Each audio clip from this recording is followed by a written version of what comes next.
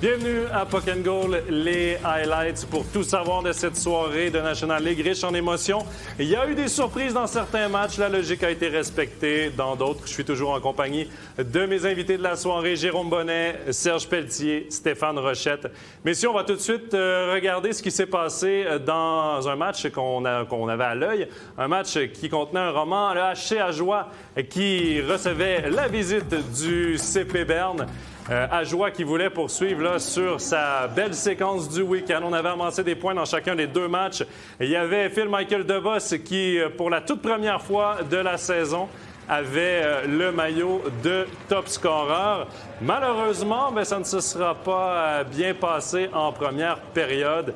Dès la 5e minute de jeu, c'est Jérémy Gerber qui a ouvert la marque, Serge, pour donner les devants 1-0 à Berne. Oui, un long rebond de la part du gardien d'Ajoie qui décale justement Gerber sur la droite. Et puis, bien entendu, il y a un peu une couverture, je dirais, un peu hasardeuse du côté de Ajoie pour libérer le joueur de Berne seul devant le filet.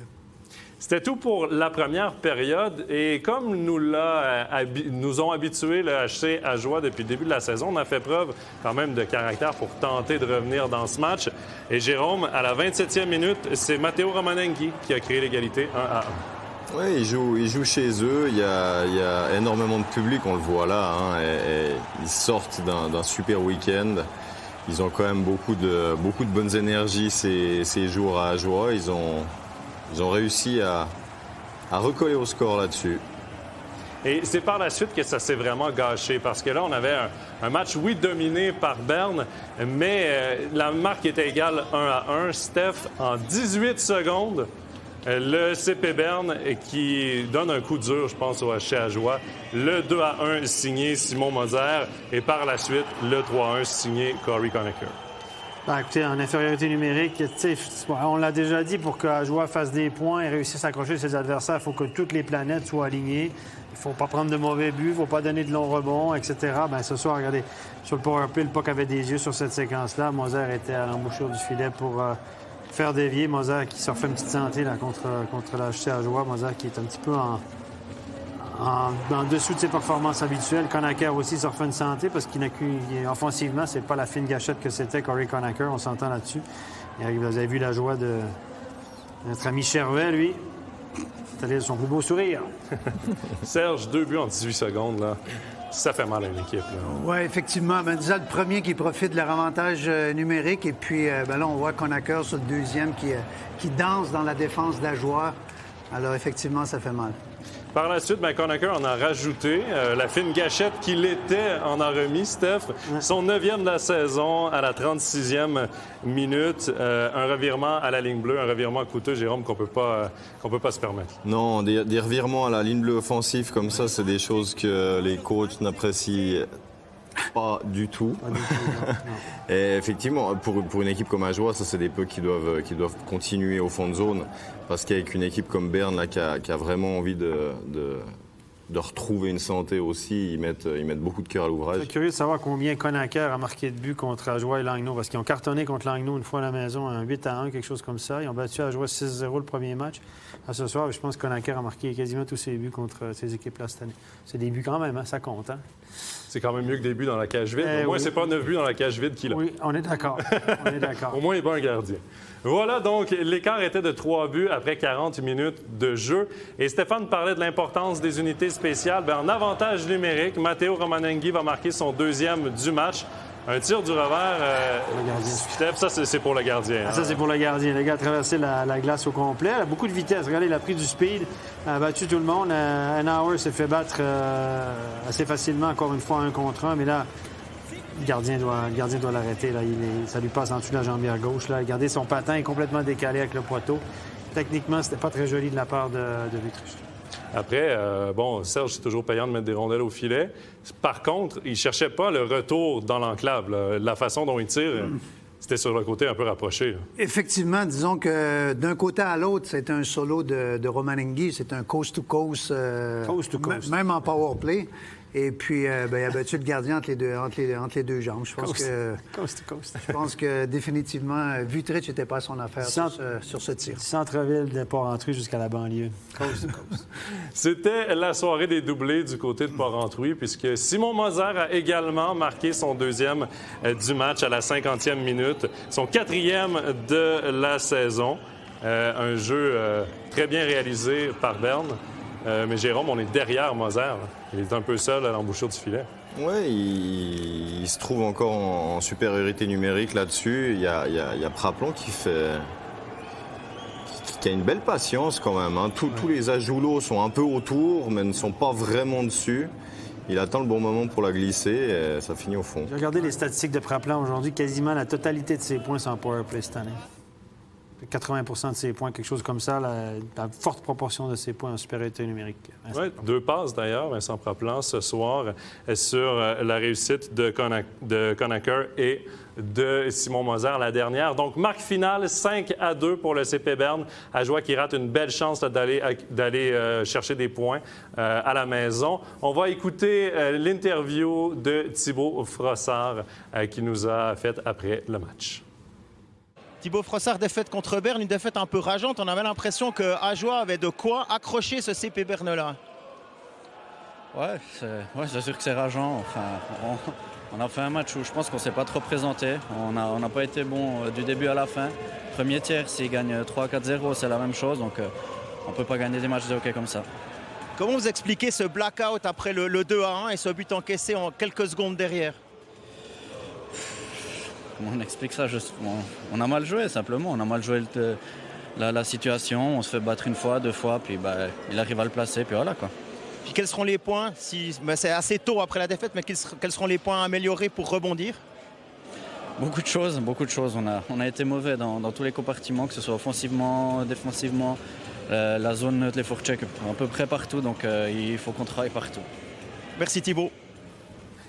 Thibaut Frossard qui, ne ment pas. Hein. Il dit tout simplement qu'ils ont été mauvais dans toutes les sphères du jeu, qu'on doit s'améliorer. Donc voilà le HC Ajoie qui s'incline contre Berne. On va maintenant passer à un match 100% roman. Genève qui affrontait le HC Bienne. Genève qui avait remporté son dernier match, mais là affrontait les co-leaders du classement. Ils étaient 2e à égalité avec Fribourg. Bienne qui saluait le retour de Fabio Offer qui avait raté les 15 derniers matchs de la formation en raison d'une blessure.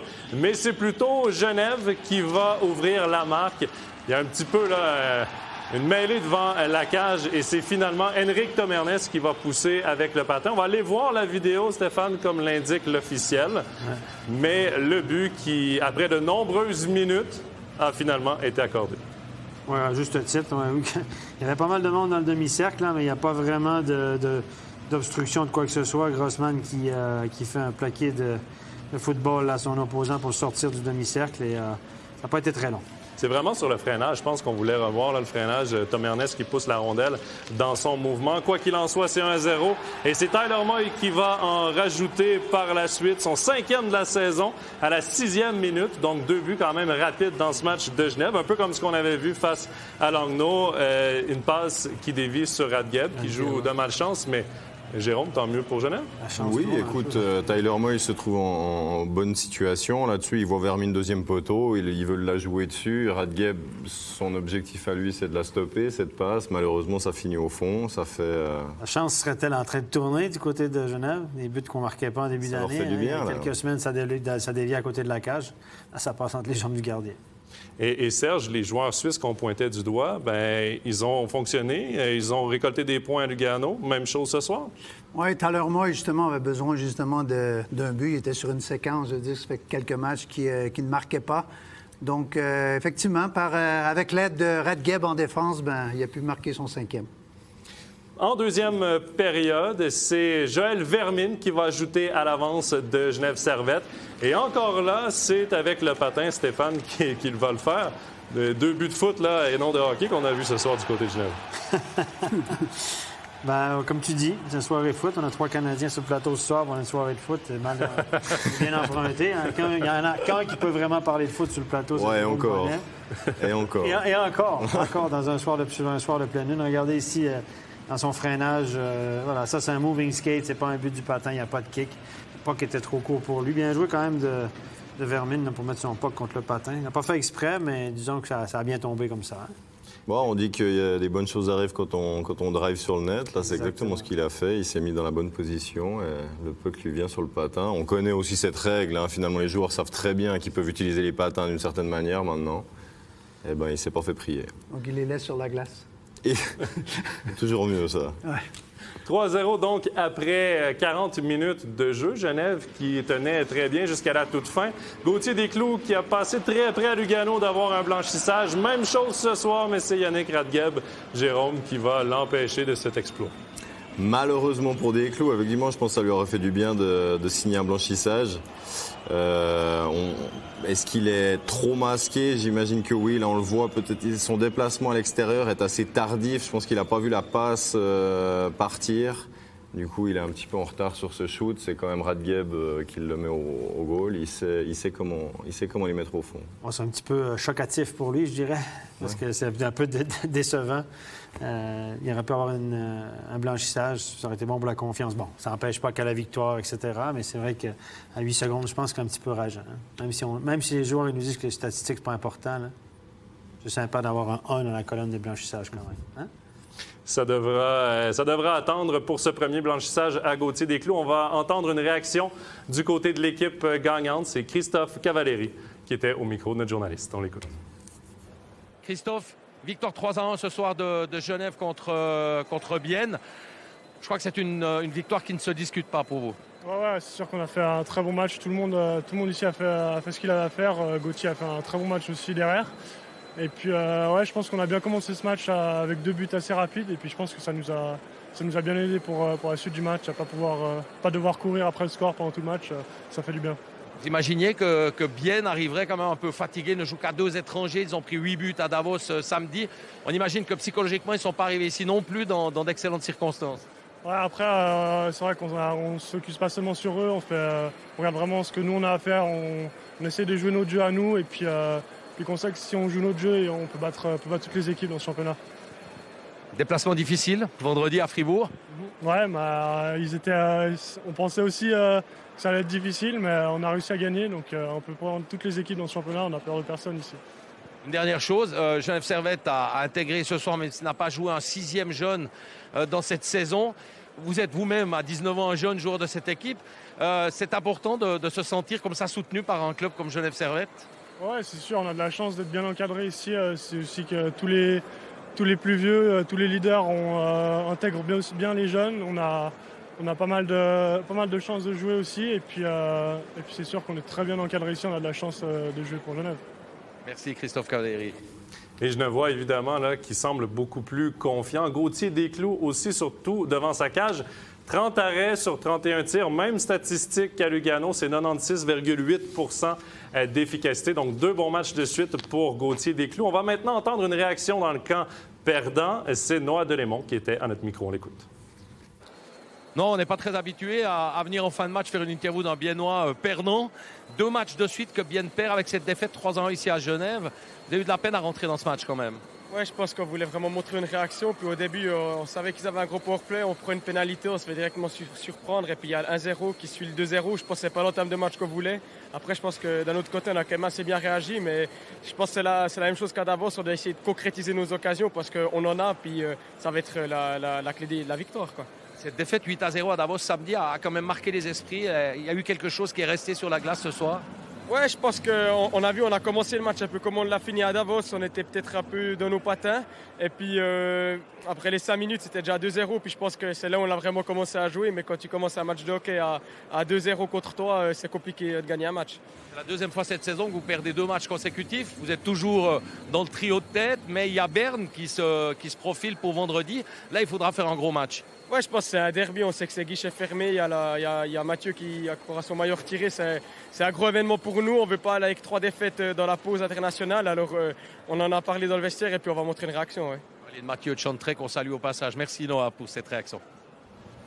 Oui, le maillot de Mathieu de Chantry qui sera retiré. Derby contre Berne. L'occasion sera belle pour Bienne de rebondir après 2 défaites consécutives. Donc, la marque finale, 3-1 Genève. On passe maintenant à notre match studio qui était entre Lausanne et Fribourg. Fribourg, qui était sur 2 défaites consécutives, devait faire attention à Christophe Berchi. Évidemment, on connaît à quel point il est dangereux, le top scoreur lausannois. Lausanne qui voulait faire plaisir à ses partisans à la Vaudoise Arena et enfin remporter une victoire importante contre les meneurs du championnat. Bien, ça aura mal commencé, puisqu'en avantage numérique, c'est Kylian Mottet, Serge, qui a ouvert la marque avec son 9e de la saison. Oui, un schéma de jeu qu'on est habitué de voir du côté de Fribourg. On décale Mottet du côté droit. Et puis, on connaît la force de frappe du lancer de Kylian Mottet. Encore une fois, un tir super puissant qui bat au haut de l'épaule Tobias Stéphane. Lausanne qui avait bien commencé avant ce but qui était à la 5e minute, mais ça donnait un peu de momentum, Jérôme, à Fribourg qui en a rajouté avec cette réussite de Raphaël Diaz à la 9e. Oui, Fribourg qui joue avec beaucoup de confiance cette année. Là, on a vu Raphaël Diaz qui était allé jouer profondément dans la zone offensive. Ils ont réussi à se créer des espaces, à remonter ce puck. Il y avait peut-être un petit peu de retard sur le marquage des Lausannois et ça finit au fond. Et Lausanne, c'est pas, Steph, l'équipe qui a le plus de confiance, mais cette fois, on ne s'est pas laissé abattre. Laurent Doué qui réduit l'écart à la 12e minute. On avait besoin de ce but rapide. Oui, c'est important que Lausanne revienne, là, parce qu'à 2-0, on sait le public à Lausanne est un maugré assez facilement cette année. Peu de succès à la maison et tout. Le fait qu'ils sont venus rapidement dans le match pour la confiance, ça a été bon. Là, il y a eu un petit contact entre Doué et Berra à l'extérieur du demi-cercle de Berra, accidentel à mon avis. Berra en a rajouté un peu, ce qui l'a fait perdre sa canne et un peu ses moyens là, sur le tir final. Et finalement, Serge, en avantage numérique, Joël Genadzi, à la 20e minute, qui crée l'égalité 2-2, mais surtout une passe en plein cœur du box défensif en avantage numérique. Exactement, une passe magique, justement, transversale au milieu de la boîte défensive de Fribourg-Gotteron. Et puis Genadzi a cueilli ça comme un caviar pour créer l'égalité 2-2. Jérôme, on sait que créer l'égalité, c'est important, mais aussi marquer dans la dernière minute, ça fait quand même mal à l'équipe adverse. Oui, on appelle ça des money time. Hein. En général, c'est les 2 dernières minutes d'une période. C'est des moments qu'on dit cruciaux et sur lesquels il faut redoubler d'attention pour ne pas encaisser. Et c'est ce qu'ils ont pas réussi à faire. Et cette réussite de Joël Genadzi qui a donné du momentum à Lausanne. Et ça s'est poursuivi en 2e période avec le 4e de la saison de Ronald Skinnins à la 24e minute qui donnait les devants pour la première fois du match, Steph, à Lausanne. C'est un but qui ressemble un peu à celui de Mottet, sauf qu'au lieu de tirer, le joueur a fait une passe, puis Genadzi a lancé pour une déviation de Skinnins. Là, un rebond un peu chanceux du patin. Il en faut aussi de temps en temps. Et là, Sandro Schmidt en haut du box a été, comme Christophe Berchi, a manqué d'agressivité sur le porteur de la rondelle en haut, ce qui a donné beaucoup de temps et l'espace aux joueurs pour faire le bon choix. 1 minute plus tard, il y a Benjamin Baumgartner qui a marqué son tout premier de la saison, son tout premier sous le maillot lausannois. Jérôme, comme ancien joueur, là, quand tu es dans une léthargie que tu dois marquer, j'imagine que ce premier but-là, même si c'est un but de chance, un but chanceux, j'imagine qu'il doit faire du bien quand même au moral. Écoute, quand tu es dans sa position, c'est vrai que inconsciemment, tu essaies de mettre le plus de puck au goal parce que tu connais la loi de la moyenne. Plus tu en mets, plus ça risque de rentrer une fois.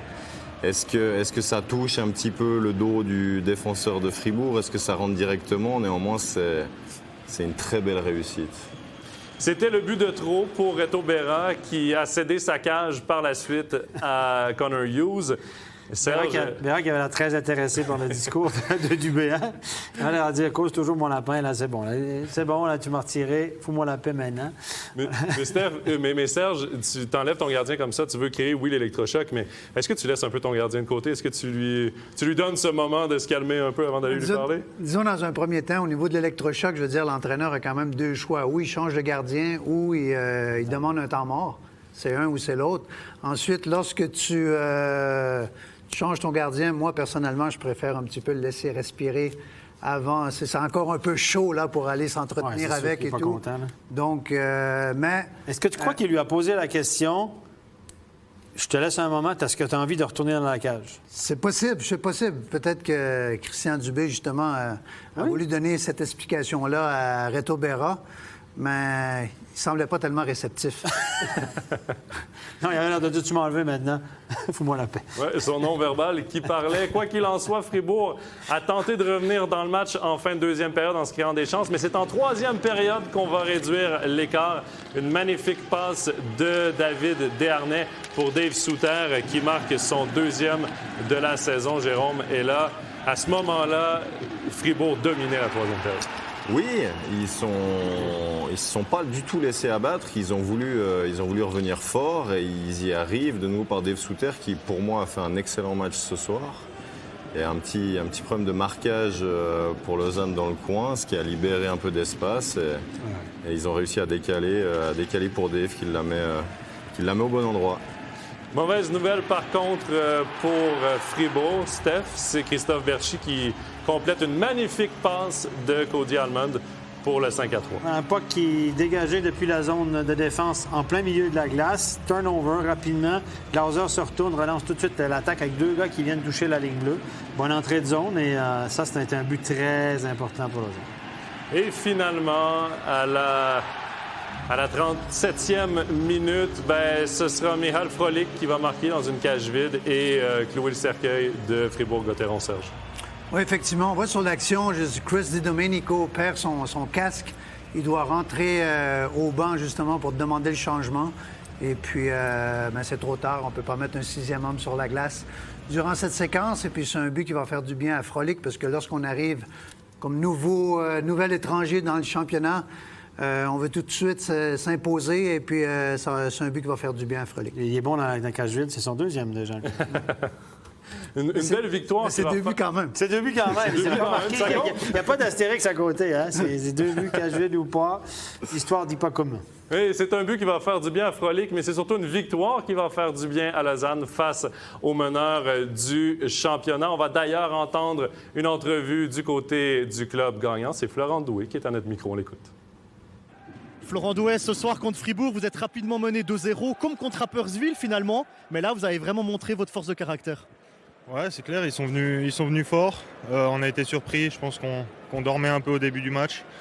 Après, on s'est vite réveillé. Les deux buts pour faire le 2-2 nous ont fait du bien.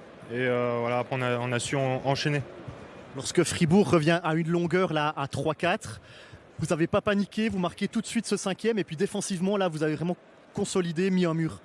Ouais, c'est clair, le 5-3, c'est ça, je pense que c'est le but le plus important du match. On sait que quand on mène de un but, souvent on est un peu fébrile et cette deuxième longueur nous a fait du bien et on a pu terminer le match assez sereinement. Merci beaucoup, Florent. Voilà pour Florent Doué. On va maintenant entendre une entrevue dans le camp des perdants. C'est Benoît Yecker, le défenseur fribourgeois, qui est à notre micro. Benoît Yecker, après les deux défaites frustrantes face à Bienne et Zoug, est-ce que celle-là contre Lausanne, quand on mène 2-0 à la 9e minute, elle est aussi frustrante? Oui, clairement. Comme tu l'as dit, on mène 2-0. Après, ils reviennent 2-2. Ils marquent pas mal de goals. Et puis, on arrive à revenir à 4-3. Puis après, de nouveau, une erreur d'inattention, 5-3. Puis après, le match est plié. Ouais. Vous êtes à 4 défaites en 5 matchs après votre longue série de victoires. Comment vous expliquez ça? Je pense qu'on montre un peu de visage. En ce moment, on savait que pendant notre série de victoires, il ne fallait pas qu'on reste trop haut ni trop en bas. Puis maintenant, on est un petit peu trop en bas, donc il faut essayer de toujours garder un peu cette constance qu'on n'arrive pas trop à montrer durant quelques matchs. Même si on gagne des matchs, on peut être content, mais il ne faut pas non plus qu'on soit trop euphorique. Et quand on perd, il ne faut pas non plus qu'on soit trop en bas. Donc il faut qu'on trouve cette constance, comme je l'ai dit avant, pour essayer d'être aussi plus constant après pendant nos matchs. Merci beaucoup, Benoît. Fribourg-Gotteron qui s'incline pour un 3e match de suite, une 4e défaite à leurs 5 dernières rencontres pour la troupe de Christian Dubé, qui a raté une belle chance de prendre seule l'exclusivité du premier rang au classement. On va maintenant passer à un autre match qui retenait notre attention. C'était Zoug qui affrontait le HC Lugano. Évidemment, la pression commence à arriver sur les épaules de l'entraîneur luganais Chris McSorley, qui espérait évidemment bonne performance de ses meilleurs éléments, dont Luca Fazzini, qu'on a vu avec le maillot de top scoreur. Finalement, messieurs, ça n'aura pas été le cas puisque Zug a complètement dominé ce match. On va voir la première réussite de Jérôme Barofner à l'instant qui mettait Zug en avant 2-0, Jérôme. Lugano, en manque de confiance, t'affrontes Zug et là, tu tires derrière 2-0 après une période. C'est difficile de revenir. Oui, encore une fois, c'est un goal en powerplay. Les powerplays ont extrêmement bien marché sur plusieurs patinoires ce soir. Là-dessus, il y a un mouvement, le puck circule extrêmement bien. Même si c'est pas Barofner qui le prend, il y en avait encore un derrière, donc c'est compliqué à défendre. Serge, Anton Lander, qui a également marqué 2 réussites ce soir. On vient de voir son 9e de la saison. Un bon jeu là, dès l'engagement. Il est bien placé dans le cercle des mises en jeu. Et un tir sur réception parfait. Oui, effectivement. Tout de suite après l'engagement, on voit Lugano qui n'est pas attentif sur la séquence. Et puis Lander qui effectue un tir puissant dans le haut de l'enclave. Et puis ça ne pardonne pas. Lugano qui a quand même réussi à réduire l'écart à 3-1. Mais Lander, encore lui, qui est venu faire mal à Lugano, Steph, un 4-1. Là, il y a Mirko Müller qui s'est fait... il y a un joueur qui vient en contresens, qui le fait tomber, il n'arrive pas à pivoter. Regardez, le joueur qui sortait de la zone, c'est Klingberg, il a touché. Même en matière d'obstruction, tu dois être intransigeant sur ce genre de situation parce que le défenseur, tu l'empêches de faire son job. Aucune chance. Aucune chance. Je pense qu'il y avait peut-être matière à pénalité là-dessus. Et on se transporte en 3e période. Zug qui a marqué 2 buts, dont celui-ci, qui est encore une fois en avantage numérique. La réussite, Jérôme Barofner. Et voilà, une fois de plus, il y a un jeu. Moi, j'aime beaucoup ce jeu-là sur le côté gauche de la patinoire où il y a ils sont en diamant comme ça. Celui qui est sur le côté va commencer à descendre. Il va remettre le puck dans le dos sur le défenseur. Ça crée de l'espace et après Barofner arrive à toucher ce puck. C'est très compliqué pour le gardien d'arrêter ça. Zug qui va drôlement bien. Hein? C'est ce que j'allais dire. Est-ce que Zug est en train d'aller chercher son rythme de croisière? Moi, je pense qu'en début de saison, il faut noter que Zug a fait énormément de changements dans son contingent. Donc, je crois que ça a pris quand même un certain temps d'adaptation avant de trouver cette fameuse vitesse de croisière.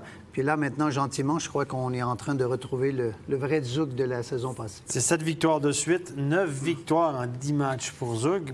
Au contraire, Lugano, ça va pas bien du tout. C'est 3 victoires en 10 matchs, 1 victoire seulement dans les 6 derniers. Et Lugano joue à la maison vendredi contre Zurich. Mais là, Jérôme, ça va presser pour Chris McSorley de faire des changements et de retrouver le chemin de la victoire. Parce qu'à Lugano, j'imagine que les Tessinois commencent à parler fort dans les médias. Oui, alors écoute, moi, j'ai jamais été vraiment au travers des médias tessinois. Je crois qu'il y en a un à côté de moi qui connaît bien un petit peu cette histoire. Mais bien entendu que quand on a des statistiques comme ça s'active un petit peu dans les alentours d'un club. Ils ont 8 victoires, 13 défaites depuis le début de la saison. On les attendait gros comme une maison. Hein? On les attendait plus forts qu'année passée. Mirko Müller, Alatalo, bon là, Lefebvre est blessé depuis un petit moment. Et là, il laisse Bodker de côté. C'est un message pour Bodker, pas content de son rendement. Ça fait plusieurs matchs. L'équipe ne gagne pas, il l'a mis de côté. Créer peut-être un électrochoc. L'équipe ne gagne pas, puis il ne le ramène pas dans l'alignement. Mais en même temps, tu as un gardien étranger, c'est aussi le prix à payer. Tu dois mettre un de tes étrangers à l'avant. Serge, tu connais quand même bien cette équipe pour l'avoir coaché l'année passée. Est-ce que tu penses que c'est peut-être le style de McSorley qui ne va pas aux joueurs de Lugano? Bon, il faut aussi noter que Lugano pratiquement a changé aussi 45 de son effectif durant la dernière saison. Je crois qu'il y a sûrement des départs qui ont été sous-évalués. Je crois que des gars comme Wellinger en défense donnaient une très grande solidité. Il est maintenant à Davos. Davos est au 3e, 4e rang, je crois, en ce moment. En ce début de saison. Quand même, il y avait des routiniers comme Lamer, Burgler, Souris, aussi Lajunen, le Finlandais, qui est un joueur très, très solide, très fort dans les deux sens de la patinoire. Donc, c'est quand même des gros calibres à remplacer. Et puis... Arcobello est en descente un peu aussi, Arcobello? Et puis, je vais m'arrêter là. Ils ont changé d'entraîneur aussi. 45 plus l'entraîneur. Un autre 10 ça fait 55 de changement. Voilà, on va s'arrêter là pour les explications sur les déboires du HC Lugano. Quoi qu'il en soit, victoire convaincante de Zug par la marque de 6-1. On va maintenant passer au duel entre Langnau et Davos. Langnau qui jouait à domicile. On parlait des difficultés de Lausanne à la Vaudoise Arena, mais c'est la même chose pour Langnau à l'île-Fils. D'ailleurs, Harry Pesonen, qui sur les médias sociaux avait promis aux partisans d'être meilleurs à domicile, ça aura mal commencé puisque c'est Yannick Frenner qui va ouvrir la marque 1-0. Elle est de Chris Egli. Dès la première minute de jeu, Jérôme, mauvaise façon de commencer? Oui, alors là, c'est sûr que quand il y a autant de pertes de puck comme ça, profond dans la zone défensive, ça va très vite parce qu'on connaît l'agressivité des attaquants davosiens en général.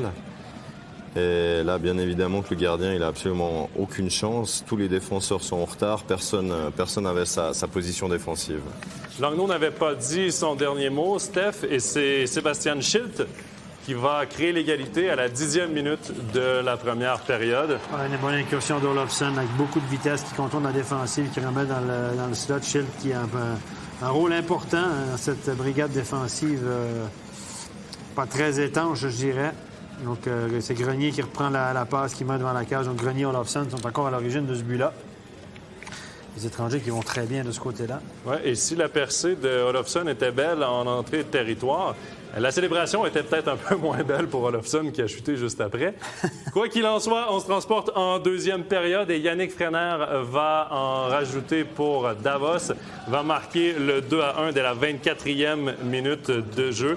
Il se retrouve seul, Serge, devant le gardien. Oui, à nouveau, un échec avant très intense de la part de Davos qui crée un autre revirement. Et puis, l'attaquant, justement, Frenner s'empare de cette belle passe ici pour marquer le 2-1. Le quatrième bloc de Davos, encore une fois. Bon, sur la feuille de match, c'est le troisième, mais dans les faits, je fais plutôt le quatrième. Mais là, ce qui m'étonne, ce match-là, pourquoi, après les deux immenses gaffes de Robert Meyer l'autre soir à Zurich, l'autre dimanche après-midi, pourquoi il est dans la cage ce soir? Je ne comprends pas cette décision-là. Je ne dis pas que c'est de sa faute, mais je dis, voilà. Poulenov, il est là, il est disponible, mais on revient avec Robert Meyer après un match quasiment catastrophique à Zurich. Et là, Steph, je reste avec toi parce qu'il y a ce but qui a été annulé. Évidemment, en contact avec le gardien, évident. Et par la suite, c'est un défenseur de Langnau qui a mis la rondelle dans son filet, quoi qu'il en soit. No goal. No goal, et puis le défenseur de Langnau, s'il n'y a pas le contrôle de la rondelle, s'il avait le contrôle de la rondelle, il l'ajoutait, ça allumerait l'obstruction sur le gardien, évidemment, mais il n'a jamais eu le contrôle. Et le but a été refusé, à mon avis, avec justesse, parce que le joueur de Davos n'a jamais ralenti. Regardez encore une fois Rasmussen. Il a accroché un petit peu, oui, mais il freine. Regardez, hop, clairement dans le demi-cercle du gardien, tombe sur le gardien Meyer, n'a aucune chance de récupérer. La marque qui va donc rester 2-1 après 2 périodes. C'est resté longtemps cette marque, même en 3e période, mais c'est finalement Mathias Bromé qui, vers la toute fin du match, Jérôme, va redonner une avance, plutôt donner une avance de 2 buts pour la première fois du match à Davos. Ouais, et quel travail préparatoire là de, je sais pas qui c'est qui l'a. Stransky qui fait.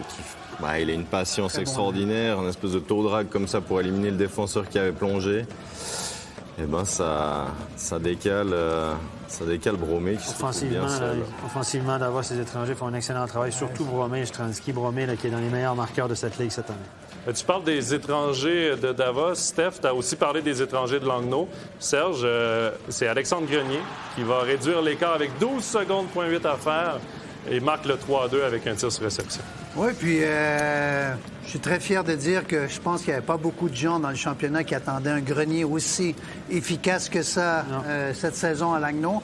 Et puis, ça me fait plaisir parce qu'il surprend beaucoup d'experts depuis le début de la saison. Oui, et la paire qu'il fait avec Jesper Olofsson est très bonne et très efficace. Messieurs, la HC Davos qui, quand même, va chercher encore de gros points. C'est une bonne saison pour la HC Davos. Très bonne saison. Très, très bonne saison. Écoutez, ils sont sur une série incroyable. Hein. Ils ont 9 victoires en 10 matchs. Et puis, je n'ai pas la statistique exacte, mais c'est une autre victoire de Sandro Schliemann devant le but de Davos ce soir. Je vous le dis, depuis que Sen n'est plus dans la cage, ils sont bien plus forts comme ça. Je vous le dis, Sen, c'est un gardien que j'ai toujours eu de la peine. Il est grand. Je ne sais pas comment il a pu réussir à jouer en Amérique en AHL. Mais Sandro Schliemann est très actif devant la cage cette année. Il est dynamique. Je l'ai vu jouer 2 fois, moi, sur place. J'aime beaucoup ce que je vois de lui. Il va agiter le mercato. Ah, peut-être, le fameux mercato. Ouais. Le fameux mercato. Mais pour l'équipe nationale aussi. Là, on parle de Niffler comme 3e gardien pour l'équipe nationale. Il va bien aussi. Il va bien aussi. Gilson, j'imagine qu'il n'est plus dans les papiers. Schliemann pourrait peut-être le 4e appelé. Sait-on jamais. Reste à voir. Mais si on va passer au dernier match de la soirée, qui mettait aux prises Rapperswil et Ambry. 2 équipes qui surprennent, qui sont au milieu du classement. Rapperswil qui connaît une très bonne saison, tout comme son top scoreur, Roman Chervenka. Et Ambry qui a pris les devants en première période, a marqué le seul but de la première période, mais ensuite, Jérôme, ça a été l'affaire de Rapperswil qui a réussi à marquer 3 fois en deuxième période, dont cette première réussite d'Emile Hughes. Rapperswil qui, voilà, c'est même plus une surprise finalement. Là, on voit le geste, le spinorama que le joueur fait pour éliminer son joueur adverse, qui décale encore à son coéquipier, qui a tout le temps d'armer son shoot et de le mettre au bon endroit. Par la suite, c'est Jérémy Vick qui va faire le 2-1 à la 36e minute, son 5e de la saison. C'est pas l'équipe la plus talentueuse, Serge, mais j'ai l'impression que c'est une équipe qui est groupée, qui est unie, qui va dans la même direction. Oui, tout à fait. C'est une équipe déjà à la base qui est bien organisée. Ils jouent du très bon hockey. Et puis là maintenant, Vic, qui est avec son 5e de la saison, marque ce but. Et puis, qu'est-ce qui est très important chaque soir pour Rapperswil, leurs meilleurs joueurs sont définitivement les meilleurs à chaque soir sur la glace. Et Stéphane, par la suite, c'est Nathan Voardou qui a marqué son 3e de la saison, le Valaisan, qui a trouvé sa niche cette saison à Rapperswil, qui joue du bon hockey et qui en rajoute avec ça. On ne l'attendait pas là. On a engagé Bichère, on a engagé Barragano, qui avait joué en Amérique, etc., qui avait un CV plus étoffé, disons, que Voardou, qui a joué en junior élite à Lausanne. Lausanne avait dû insister l'année passée, avait appelé Marco Bayer, dirait, vous devriez le regarder, le jeune, il est bon. Hein. Lausanne, c'est pas si loin que ça, venez voir un match de temps en temps. Et puis finalement, Bayer, il dit, bon, on va peut-être le prendre. Et finalement, il a assez bien joué au U20 l'année passée, assez pour se faire offrir un contrat un peu à la dernière minute. On l'a pris, on dit on va lui donner une chance. Et il est en train de s'imposer vraiment solidement. C'est un grand gaillard, il est grand. Hein, il a le physique de l'emploi. Il a le physique de l'emploi, c'est un défenseur droitier. On lui fait confiance. Il joue à 4 contre 5, il joue à 5 contre 4. Et en plus, il marque des buts. Là, il est rendu, je pense, à 9 ou 10 points. Garçon, là, Mercato va s'affoler. Ouais. Hein? Et en 3e période, il y a eu un seul but, c'est Gianmarco Vetter dans une cage vide. On va revoir donc tous les résultats de la soirée de National League, les 6 matchs qu'on avait à l'affiche. Ajoie qui s'incline 5-2 face à Berne. Genève Servette qui signe un 2e gain consécutif, 3-1 sur Bienne. Rapperswil, encore une fois convaincant, 4-1 face à Ambry-Piotta. Lausanne qui surprend Fribourg à la Vaudoise Arena, 6-3. Les Tigers de Langnau qui vont s'incliner 3-2 à l'Île-Fils. Et finalement, Zug qui va remporter son match face à Lugano par la marque de 6-1. On voit ce que ça donne au classement. Zug qui revient à un seul point de Fribourg et Bienne. Davos est à 2,2. Et messieurs, c'est Rapperswil qui monte en 5e position avec seulement 6 points derrière Fribourg et Bienne qui sont les meneurs au classement. Lausanne qui gagne également une place au classement et Genève Servette qui est 11e avec 22 points. C'est Ajoie qui ferme la marque avec 13 points seulement. La soirée National League est loin d'être finie puisqu'on va prendre une courte pause. On va mettre en place notre décor pour Backcheck le Talk. On va parler des joueurs en fin de contrat à Lausanne et de la situation de Yannick Héron avec nos invités Jérôme Bonnet, Serge Pelletier et Stéphane Rochette. Restez avec nous. À tout de suite.